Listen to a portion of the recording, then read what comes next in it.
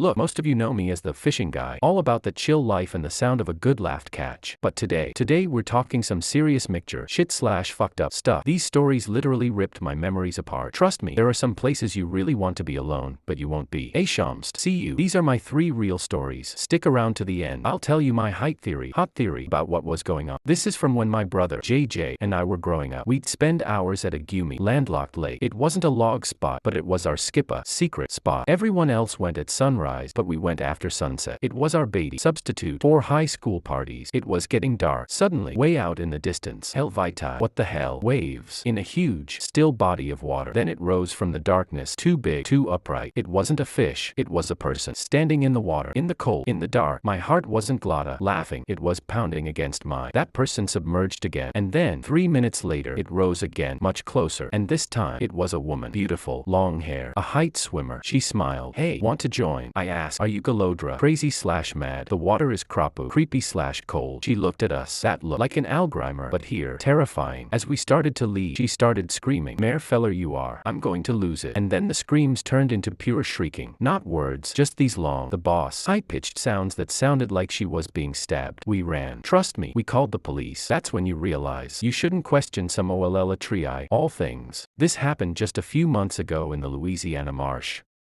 It was me and my buddy Angel. A good day.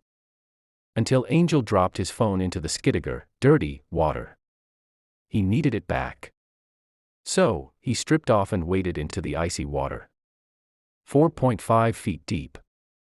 I told him, "You're acting Golodra." Then Angel screamed. He was suddenly submerged. When he came back up, he was covered in mud. His face was me. He talked about a force that grabbed his ankle. Not a hand, not a tentacle. Just pure strength. It tried to drag him away. Heilaga Domer, holy shit, he had to fight with everything he had. He insists it wasn't an animal. It was an unfamiliar, powerful force. Now, those marshes feel kryz, creepy, to me. Below that icy water. You never know what's hiding on the Uday Krok, the edge/fringe. It was one of those nights that doesn't feel like night at all.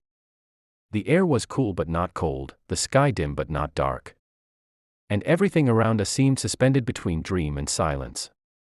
That evening, it was just me, Nick, Kat, and Megan. We called ourselves the Reservoir Crew. It started as a joke years ago, a group of friends who liked exploring off-limits places around town. Especially near water. Old docks, abandoned piers, forgotten lakes, you name it, we'd been there. But there was one place we always said we'd never go. The locals called it Alfspot, the elf spot. Some said it was cursed. Some said it was haunted. Others said the water there had a mind of its own. Of course, that only made us more curious. We finally decided to check it out one summer evening. The kind of evening that feels too still.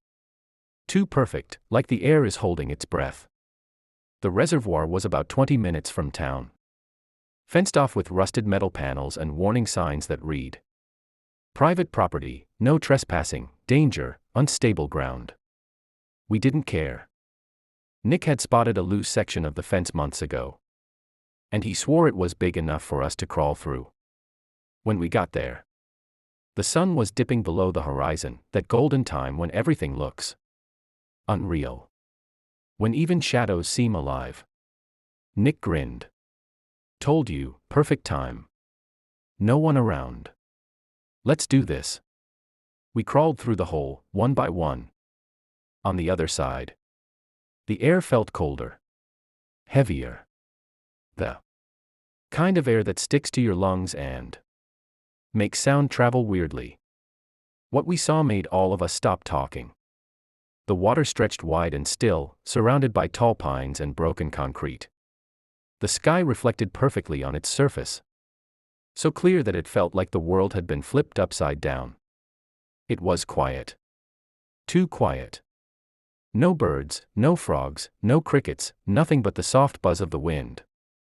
It was, in Megan's words, macaca, cool, stylish, peaceful. We set down our backpacks, laughing about how we were going to camp there someday. Nick threw a pebble into the water. The ripples spread perfectly across the surface, and the sound echoed like we were inside a giant cave. Then Kat noticed something near the bank. "Hey, what's that?" We all walked closer. There, tied to a metal post, was a small donghy, a canoe, rocking gently in the water. Inside, there was a fishing rod, a tackle box, a half-eaten sandwich, and, sitting neatly beside it, a smartphone, flashlight still on, shining weakly toward the trees. Megan frowned. "That's weird. Someone's stuff is still here." I nodded slowly. "Who leaves their phone like that?" Nick looked around. "Maybe they're swimming." But there were no ripples. No clothes on the shore. No footprints in the mud. The beam from the phone's flashlight pointed at nothing. Just darkness beyond the trees. That's when the uneasiness hit. The silence suddenly felt wrong. "This isn't Gunge," I muttered. "This is a problem."